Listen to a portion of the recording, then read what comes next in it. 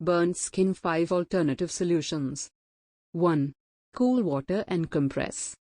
In any accident burns, as long as it is not a severe, the first thing you can do at home is to run a cool water on the burned skin for 15 minutes. You can also alleviate the pain and swelling by placing a wet cloth on the burned area with an interval of 10 minutes. 2.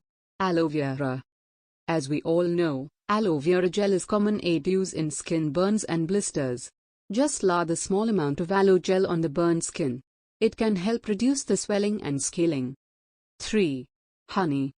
Raw honey has antibacterial and antifungal properties. It is also said to help heal wounds. Just take a cotton ball and dip it a little bit in the honey. Apply it on the burned skin. 4. Milk. Using low-fat milk is much better to use for burns. Just soak the burned skin on the milk for 15 minutes to soothe the burn and help the healing process quickly. 5. Coconut oil.